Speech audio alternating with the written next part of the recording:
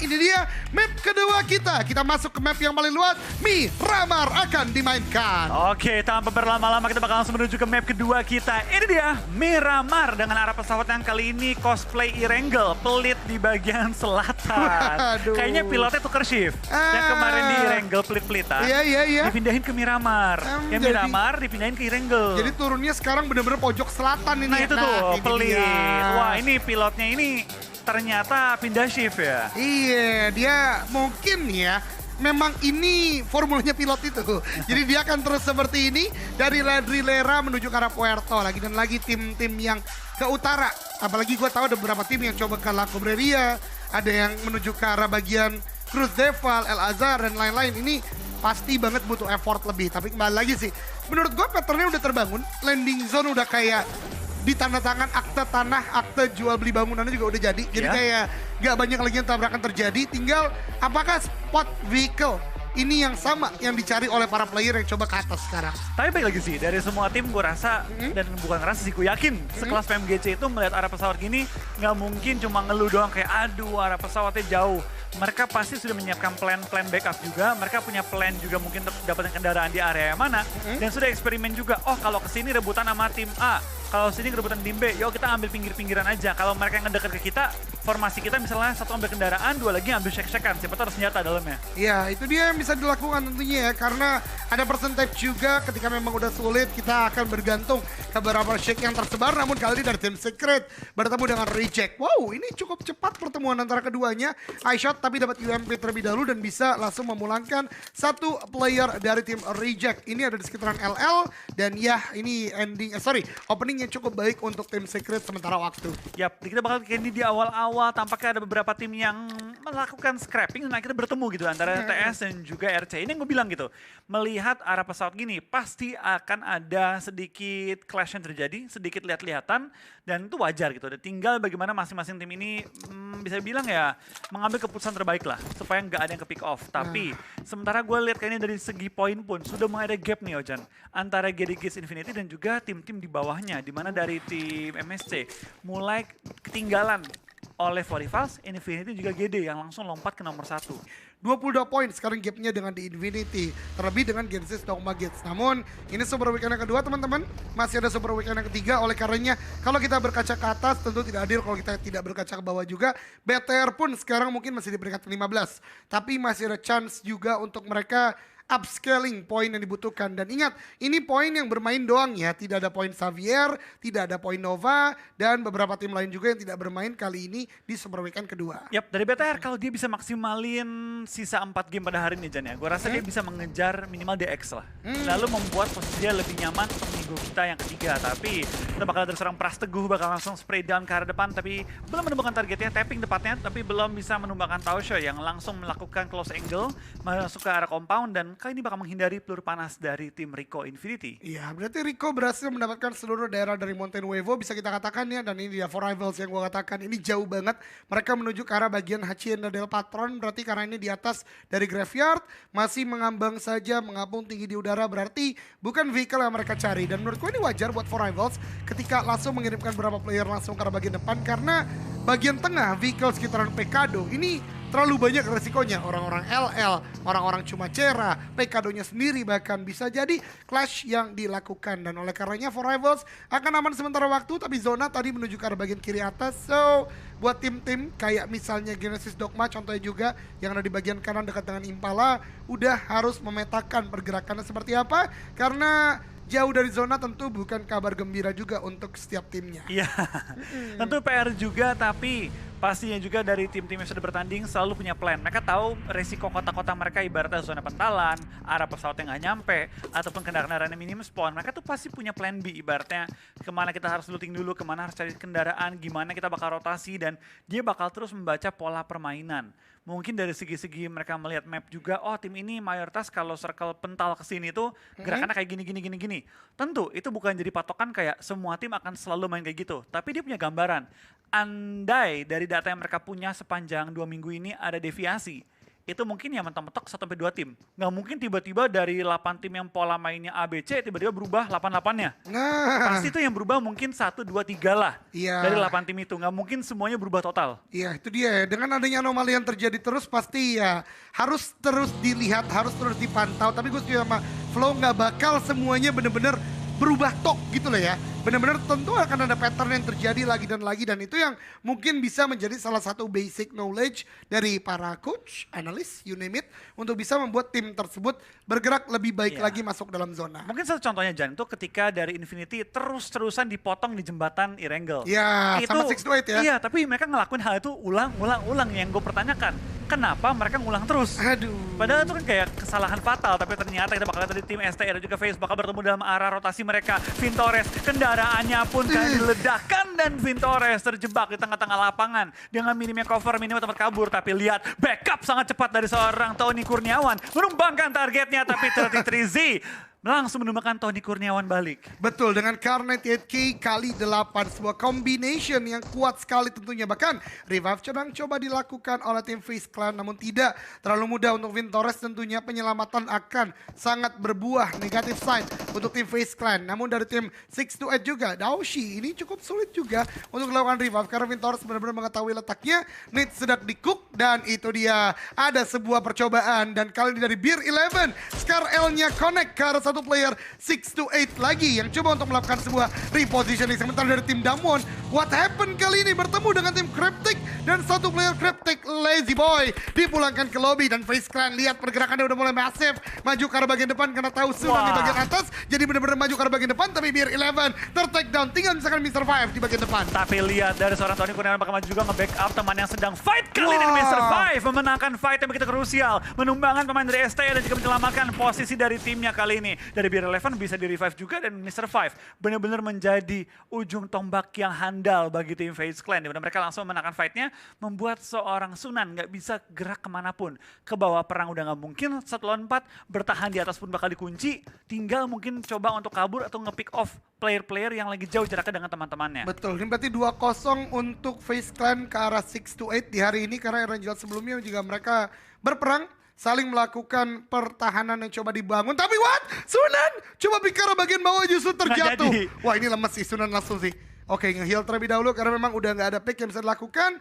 Dan bahkan tadi bandages yang digunakan oleh Sunan. Ini menandakan memang loot dari 6-8 juga menurutku belum matang, Flo. Ya, tapi dari 6-8 lihat dari seorang Sunan, dia kayaknya udah bingung gitu. Mau fight juga temponya udah, momennya udah hilang lah gitu. Mau nggak fight juga rugi banget.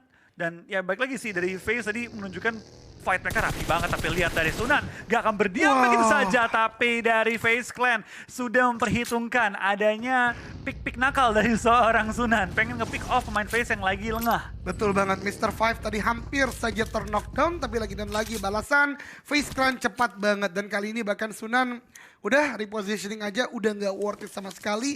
Apalagi yang gua katakan tadi, udah nggak ada first aid.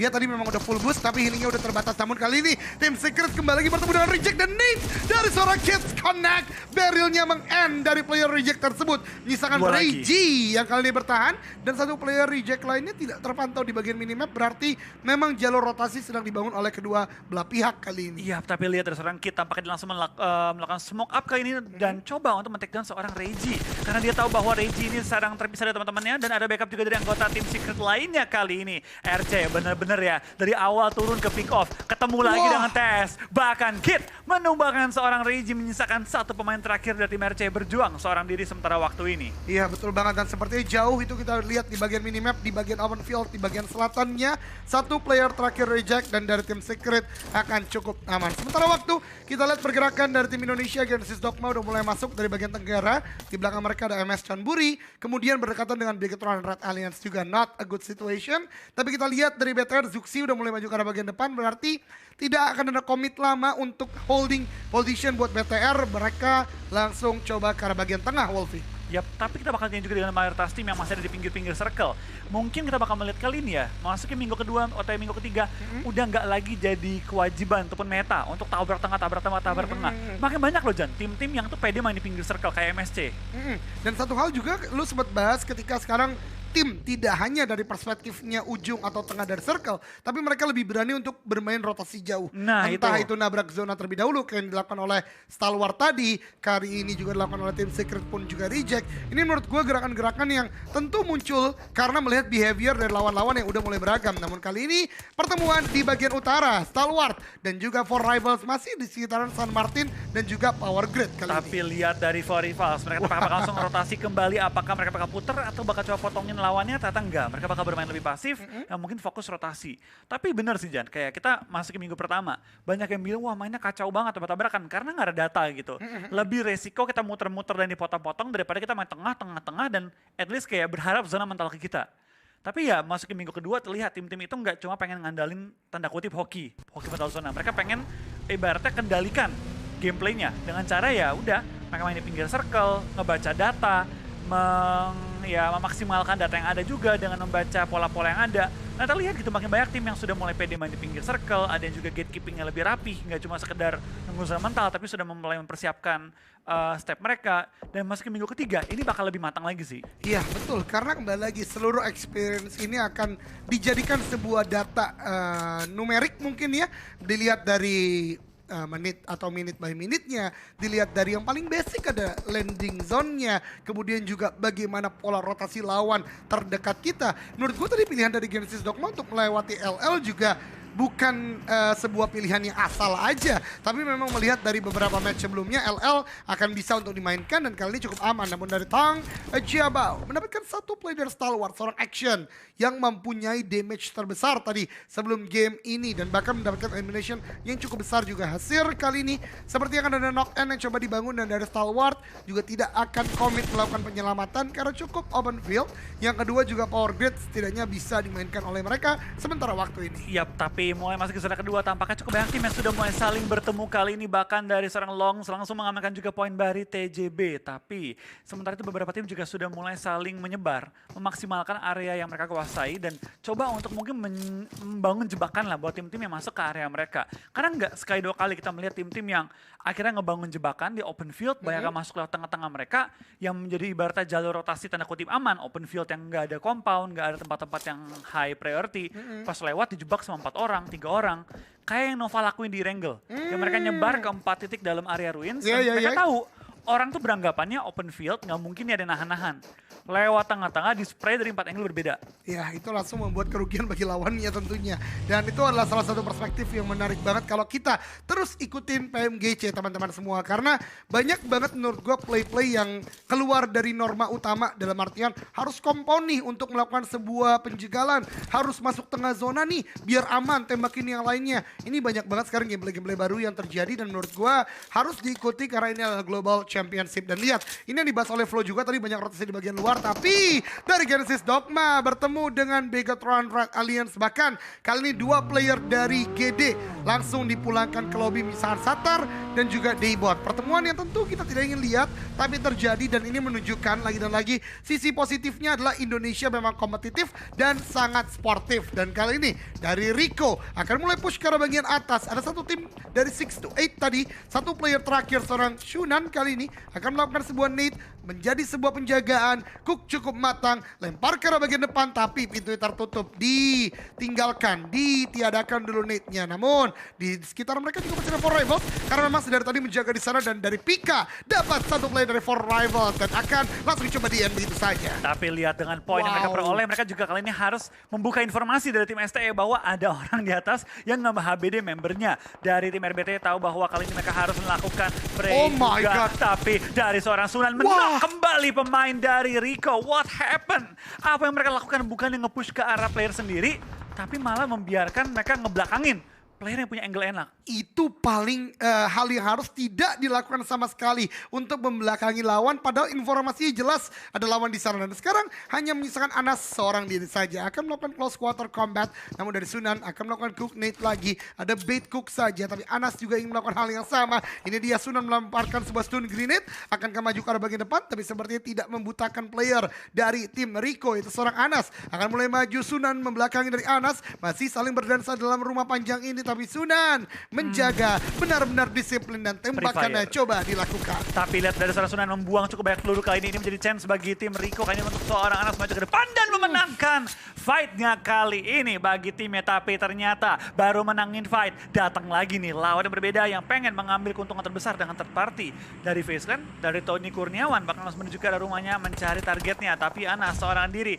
harus menghadapi 4 player kali ini. Apakah dia mengubah keadaan atau akankah ada lagi pengganggu dari bagian high ground? Tampaknya For Rivals yang dari tadi sudah memantau fight-nya melihat bahwa oh ada third party nih, saatnya gue ngambil keuntungan terbesar. Betul, berarti Anas tidak hanya melawan 4 lawan FaZe Clan, tapi 4 yang lain itu For Rivals di bagian atas. Not an ideal situation tentunya, karena dia hanya bisa bertahan sendirian saja, tapi Nate dilempar matang sekali karena bagian dari tim FaZe Clan, tapi tidak mendapatkan sebuah knock dan Tony Kurniawan maju. And that's it. And untuk tim Rico pulang ke lobby dan Tony K masih bisa melakukan healing. Iya, kita bakal dari seorang Tony Keanu kan, bakal bertahan di area rumahnya. Tapi sekarang mereka juga ada For Rivals yang bakal menjaga bagian high ground, tapi dengan zona yang shifting ada satu pemain For Rivals yang sudah menuju ke area Pekado. Ini yang gue suka dari permainan tim-tim nih. Mulai masuk ke minggu terakhir banyak PD untuk melakukan scouting, langsung menyebar dan langsung secure area-area di pinggir-pinggir circle. Betul banget, dan ini kekuatan rotasi dengan 4 vehicle yang berbeda, di mana kalau dari satu tim yang menjadi atau menjegal tidak komit ke satu vehicle aja, ini benar-benar sebuah distraction. Ya kan tidak bisa bergerak ke arah mana. Tapi Yuhai dapat Nuzi dari di Infinity. Ini jelas karena memang gerakan mereka adalah lewat jalan raya, di mana compound rumah tersebut dijaga oleh Bigetron sangat kuat. Tapi dari seorang Epi yang membuka jalur tim For Rivals malah tertangkap kali ini, dan GD pun bakal bertemu, dilewatin saja. Dia sadar nggak ya? Rauf sadar nggak ya? Wah, tadi sih Satar sih bener-bener action banget ya. Langsung nge-prong baginya lewat ke atasnya. Udah kayak pasar malam. Tapi Satar pede banget menurut dia. Betul. Dia lompatin, dia nggak nembak, dia kayak oke, sabar kasih lewat, berharap tidak terlihat. Betul, itu kayak trigger disiplin juga akhirnya yang dijaga ya oleh seorang Satar. Dan di bot ada di bagian bawah, ini menurut gua gerakannya bagus. Karena kalau zona gini, biasanya kalau nggak ke Pekado ke arah high groundnya. Oleh karenanya 50-50 chance itu dimanfaatkan GD dengan nyebar 2 player terakhirnya. Iya, paling nggak kalau ada satu ke pick off, satu masih bertahan di angle yang berbeda dengan posisi yang totally berbeda juga. Kalau zonanya ke tengah-tengah mulu, mereka punya 2 angle berbeda untuk perang dengan tim-tim lain. Tapi lihat dari Tony K, bakal langsung melakukan spray down. Sayangnya belum menemukan target secara utuh, tapi dari For Rivals, player mereka ada knock out yang membuat keadaan cukup sulit untuk mereka menahan pinggiran zona. Karena dari FaZe Clan menjadi gatekeeper di pinggir zona kali ini. Iya, dan di bagian high groundnya juga masih dikuasai oleh Tong Jiabao. Dari Deres sepertinya udah mulai lepas dari pantauan Long Z, namun masih ada Hasir juga yang menjaga kali ini. Beberapa vehicle digunakan DRS, ini berdekatan banget dengan beberapa lawan-lawan lainnya. Sementara For Rivals, FaZe Clan fight belum usai, tapi satu player dari For Rivals pun belum sempat untuk melakukan revive. Namun dari FaZe Clan kayaknya lebih memilih untuk masuk zona aja, mengingat mereka juga melakukan gatekeep, tapi nggak boleh terlalu lama juga. Bisa jadi bukit-bukit yang terbatas tersebut diisi oleh tim lain juga. Iya, kita bakal juga dari tim FaZe Clan langsung melakukan clearing secara utuh di pinggir-pinggir circle, sembari mereka pelan-pelan masuk ke pinggir-pinggir circle-nya. Tapi ternyata dari tim ST emang pengen mengambil keuntungan terbesar dengan melakukan third party terhadap tim FaZe Clan yang coba menabrak area mereka. Karena dari tim ST sama kondisi dengan tim FaZe, tapi lebih jauh dari area zonanya. Pika pun langsung maju, coba nempel ke arah lower ground yang dimiliki oleh FaZe Clan. Tapi 3-way showdown akan terbangun kali ini dengan area For Rivals yang juga maju dengan 2 member mereka. Top, menembakkan target yang dia cari. Spray down hipfire menuju ke arah lawannya, belum menemukan target lagi. Kali ini keadaannya cukup chaos dari 3 tim yang ada di pinggir circle. Betul, tapi gue lihat dari Star Wars sepertinya dapat airdrop karena ada satu AWM tadi yang digunakan oleh Pika dan sepertinya membuat mereka vest dan helmetnya pede banget. Tapi top, terkena damage yang sangat besar dan bahkan tidak hanya dari For Rivals dan FaZe Clan. Ada Tong Jiabao juga dari sisi bukit yang lain memberikan damage. Skri dan juga Pika kali ini harus bertahan, tapi Skri dalam perjalanan ter-takedown kan tidak, ternyata masih berdansa di bagian luar, tapi ditembak akhirnya oleh Tony K. Tony K close quarter combat, hampir mendapat yang kedua, ternyata For Rivals yang mengambil kesempatan tersebut. Buat Tony K memang tersungkur, tapi momentum ini dimanfaatkan oleh FaZe Clan yang lainnya untuk masuk ke dalam zona. Grid no healing, apakah dia bisa menemukan seorang Vintores? Ternyata nggak bisa. Vintores dapetin 1, apakah bakal dapetin 2 kali ini? Vintores bakal langsung dinaikin posisinya. Dia tahu bahwa keadaannya cukup berbahaya. Dia men-secure point elimination dan untungnya tidak ter-take down oleh pemain terakhir For Rivals. Tapi ternyata yang dapetin dia bukan For Rivals, melainkan Yuhai yang dapetin knock ke arah dia. Luar biasa banget, bahkan di end langsung oleh Yuhai menambahkan elimination lagi untuk Bigetron Red Alliance. Wah, gede, Zuxi Satar. sepertinya udah langsung melakukan sebuah vehicle movement dan Satar di tengah-tengah. Berarti ke arah bagian atas dan tadi ternyata movement dari GD bener-bener poinnya aktif banget ya. Yap, dapetin 2 player masuk ke arah zona. Di sini mungkin dari seorang Daybot ya, tugasnya bukan semata-mata cuma bertahan, tapi mungkin tarikin kaki-kaki player yang bakal naik ke atas high ground. Apalagi kalau zonanya mental lagi dan keluar dari area posisi PKD-nya. Betul banget. Ini setidaknya ada 2 yang terpantau dari di Infinity ya. Mungkin akan bisa menjadi poin tambahan bagi Daybot pun juga BTR. Karena BTR juga ada 1 player tadi di bagian PKD. Kalau nggak salah Ryzen yang ditugaskan di bagian sana. Tapi Zuxi udah mulai maju pun juga Luxi meninggal Yuhai di bagian belakang. Berarti setup dari BTR melebar untuk ada vision tembak lain. Karena lawan-lawannya tapi kali ini Mr. Five coba tembak ke arah Tayo. Justru di take down oleh tim Secret. Walaupun begitu bawa pulang 7 elimination dari FaZe Clan sendiri. 8 poin tuh fair banget bagi tim FaZe, apalagi mereka kali ini bermain dengan cukup baik. Cuma sayang aja, mereka fight demi fight, terus mengalami kerugian dikit-dikit yang akhirnya menumpuk di late game. Tapi BTR lagi mengendalikan center circle, kali bisa perang dengan berbagai tim sekaligus, tapi Zuxi knock out, Ryzen harus menutup angle shoot kali ini, dan Luxi langsung menutup angle shoot juga, menghindari knock yang berlebihan dari tim BTR. Tapi dari line sisi, dari Yuhai, sudah mengantongi 4 elimination, bakal terus mencari poin-poin tambahan dengan posisi dia di bagian low ground terhadap tim MSC. Ini sih yang sulit ya ketika kita memang melakukan split itu nggak boleh melakukan overpick dan itu menurut gua tadi terlalu overpick dari Bigetron sendiri. Ada revive yang sudah berhasil dilakukan tapi low HP banget dan lihat MSC maju ke arah bagian depan now dan ideal situation bahkan Ryzen memang masih hidup tapi tertutup kali ini visionnya. Ponsai mencari tembakan dari bagian belakang. That's the point. Ryzen save the day untuk sementara waktu tapi Ryzen juga harus berhadapan dengan 1 player lain dari MSC di mana Yuhai masih di bagian belakang ternyata cukup sulit dan ternyata Ryzen berhasil dengan kawan-kawannya meratakan MS John Burikara ada tim Secret di bagian luar yang ikut andil dalam perang kali ini. Selapan eliminasi dikantongi oleh tim BTR kali ini, tapi tentu mereka dalam posisi cukup berbahaya. Ada 2 player mereka knockout, perlu revive secepat-cepatnya. Area mereka dekatnya itu paling nggak aman, tapi di sekitarnya cukup banyak tim yang sudah mengintai pergerakan mereka. Dari Secret bakal perang juga dengan tim TJB. Secret sedang mengantongi 7 eliminasi dan masih lengkap dengan keempat player mereka. Tapi zona kembali mental ke BTR, kembali mental ke arah GD. Di sini GD punya chance untuk memaksimalkan poin mereka. Betul banget. Oh berarti tadi Yuhai udah ke take down ketika tim Secret masuk ya. Karena memang menjaga di bagian belakang. Tapi benar kata Wolfie sekarang zona menuju ke arah 2 tim Indonesia. Bigetron seperti menjadi hal tersebut akan coba untuk melakukan sebuah split dan Daybot. Betul. Rumah itu masih cukup aman walaupun ya mungkin masuk zona tipis banget sih Vlog kayaknya ya. Tapi Daybot bakal dimajuin oleh 2 pemain dari Infinity kali ini. Ya. Mungkin kita bakal melihat clutch ataupun ada clash yang terjadi dan tampaknya Satar ke pick off. Ini bukan tanda yang baik karena dari Satar yang harusnya menjaga center circle-nya. Tapi tentu dari BTR melakukan push agresif terhadap seorang Satar. Dan sekarang dari GD tinggal menyisakan Daybot.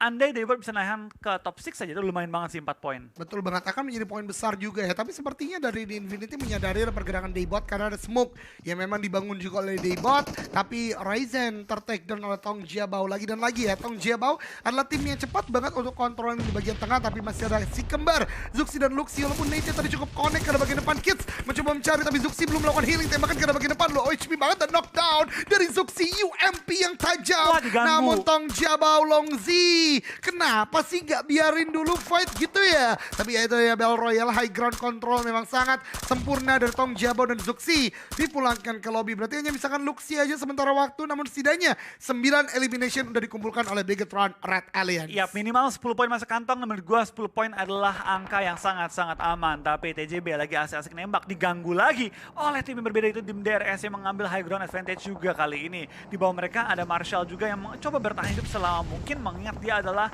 pemain terakhir dari CS. Iya betul banget, Luxi akan coba bergerak lagi maju ke arah bagian depan dan tim Secret ketika dalam perjalanan ditembaki terus menerus Luxi dengan low HP entah masih ada first aid atau tidak dan tim Secret kali ini yang menjadi target hidup untuk Tong Jiabao Longzi masih terus melakukan pick up dan ini dia Geronimo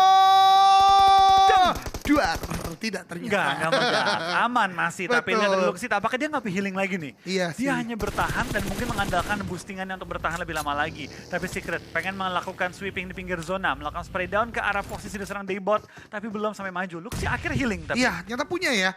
Berarti tadi mungkin lebih ke arah dia benar-benar nggak boleh ke pick off terlebih dahulu, jadi benar-benar nungguin dulu ketika ada push yang mungkin akan dilakukan oleh tim Secret lagi, dan ternyata momentumnya healing masih bisa dilakukan. Sementara tim DRS. Secret tadi tertakedown dan DRS di pojok zona flow. Yap, ini dari DRS dan juga TJB bakal saling tahan-tahanan. Tapi lihat dari Bambu, bakal lempar granat tapi ada trade knock yang terjadi. Bambu knockout, dari seorang Nima juga knockout. Tapi dari Gyalzen dan juga AJ masih bertahan dengan nyawa yang cukup aman sementara waktu ini dan juga posisi yang cukup nyaman. Zona baru bergerak dalam waktu 45 detik yang berarti masih ada space untuk pergerakan dari member-member tim TJB kali ini. Ya pun juga tadi kita lihat Daybot dan di Infinity sudah tidak masuk dalam zona.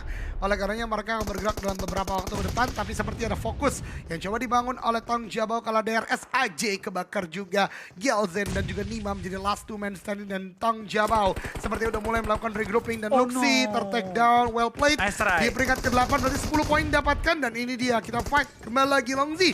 Maju ke bagian depan, dibakar dong seluruh areanya. Dan DRS benar-benar dalam api asmara. Nima di bagian pojok dan rata. DRS pulang ke lobby. Dan GD bertahan hingga top 6 kali ini. Yang gue bilang, top 6 ini udah bagus banget. Apalagi dapetin 4 poin placement, dan itu menjadi poin yang cukup enak tambah dengan game pertama mereka. Tapi dari bawah tampaknya hanya bertahan saja nggak cukup. Dia bakal berperan dengan tim Infinity, dapatkah dia meng-clutch lawannya kali ini. 2-on-1 situation.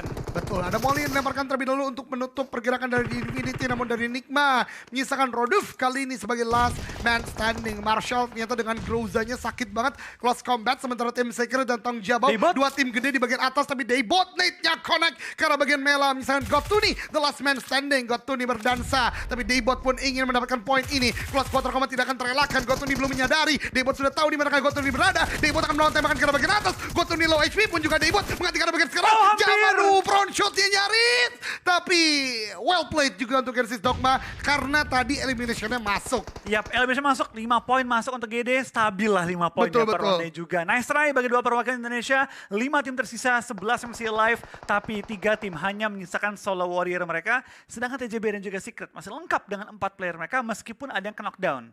Ya itu yang terjadi untuk sementara waktu, dan Gotuni dari di Infinity tentu akan settling up position aja, nggak bergerak ke mana-mana. Tapi tim Secret dan juga Tong Jabau, ini dia dua tim yang masih punya kuantitas yang cukup prima. 4 untuk keduanya, namun low HP untuk tim Secret. Nyata Gotuni hampir mendapatkan momentum tembakan ke arah bagian atas, tapi ini justru membuka posisi dari Gotuni sendiri yang sekarang tinggal sendirian di selatan zona Wolfie. Tapi kayaknya dari Gotuni nggak terlalu peduli deh, karena dia sekali ngeplot, dia bakal aman banget dan dia mungkin pengen malah bikin dua tim ini fight. Kan knock-knockan supaya membuka momentum dari kedua tim ini. Iya, karena itu yang harus dilakukan ketika kita udah last man standing, dan Bambu pun juga Manhunt jadi last two man standing menjaga di bagian high ground. Ada pressure coba dilakukan, tapi Raduf lihat. Raduf akhirnya membuka tembakan Tang Jabau. Hanya misalkan satu orang, tapi bisa ada Cryptic ternyata loh. Masih ada Cryptic di depan sana. Raduf seperti agak cukup panik, mau melakukan sebuah end, tapi ternyata itu dia berhasil di end. Nate dari jumper akan membuat sebuah jumping position dengan nade-nya. Itu dia 2 pulang, 3 bahkan rata Tong Jabau. Dari Secret berbeda dengan sangat baik kali ini, dan malah kali ini dari Solo Warrior bertahan dengan 3 tim yang masih bertahan lebih lama lagi. Tapi NJX bakal dipulangkan, 2 Solo Warrior masih bertahan kali ini. 4 lawan 1 lawan 1. Kali ini dari tim Infinity, dari tim CS tahu bahwa mereka nggak bisa WCD, yang mereka bisa lakukan adalah berharap tim lainnya tumbang. Tapi ternyata gue berbicara terlalu cepat karena dari Marshall dapetin satu target, lempar bom kedua, hampir dapetin seorang Kid kali ini, dan Gotani berharap bahwa dua tim ini fight, kenok-kenokan, gue bakal ngambil keuntungan terbesar. Betul banget. Kita nih masih ngeliatin di bagian bawah, bener-bener diem doang dia. Dia udah harusnya bisa melihat Marshall yang berdansa di bagian pinggir, tembakan ke bagian depan, tapi ternyata tim Secret just too strong. Sekarang tinggal Gatani melawan Secret. 4 orang Gatani baru berdiri. Ya sudahlah ya, quite anticlimactic but congratulations untuk tim Secret mendapatkan chicken dinner dengan 8-11-14 elimination. Lagi-lagi dari region SEA mendominasi pada hari kita yang ketiga kali ini, dan kali ini giliran dari tim Secret mendapatkan poin-poin maksimal. 29 poin masuk kantong mereka, tentu menjadi game yang sangat baik bagi tim Secret untuk mulai mengejar poin-poin tambahan lagi.